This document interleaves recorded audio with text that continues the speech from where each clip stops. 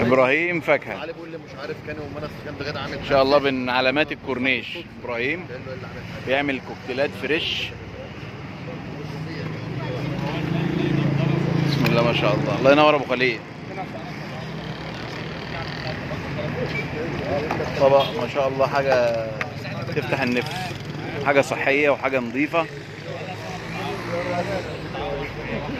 ده عسل يا ابراهيم؟ ده عسل كوكتيل بيجينا مخصوص من الصعيد للحاجه دي. والله انت اللي عسل يا ابراهيم، عشان ما يجزعش معاه. ادي الكوكتيلات، نرش عليها مكسرات، نحط عليها عسل. العربيه كلها ما شاء الله زي الفل، حاجه بتنطق. الفاكهه تشكيله جامده جدا من الفاكهه.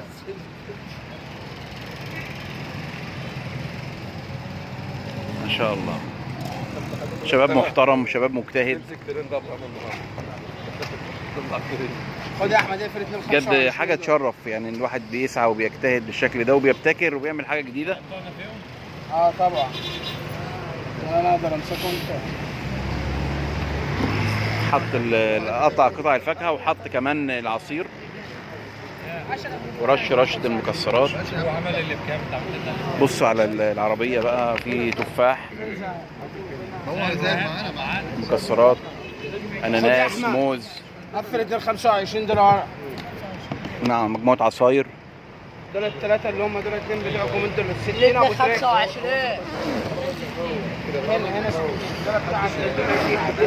عند ميدان الساعه بيقف ابراهيم بعربيه شيك جدا، نظيفه جدا، حد مجتهد بيعمل حاجه حلوه، حاجه مبتكره.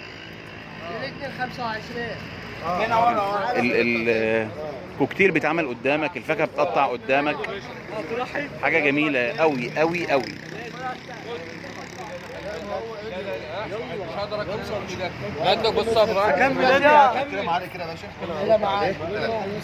ناس محترمه واقفه بتاكل. 21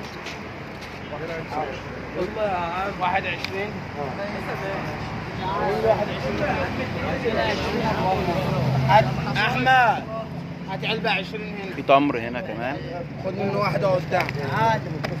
تفاح، موز، رمان. بقول لك تعالى اقعد معايا شويه. خدها عاد انزل كده، خد تعالى خد علبه 20. وبعدين نضيف جدا، وحد مجتهد ونضيف ومحترم، ربنا يا رب يبارك له ويعينه.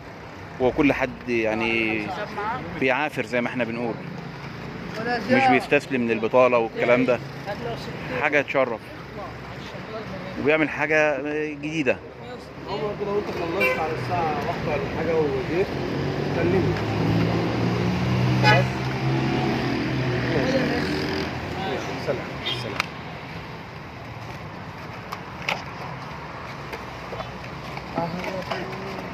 الله ينور ابو خليل. عليك يا باشا.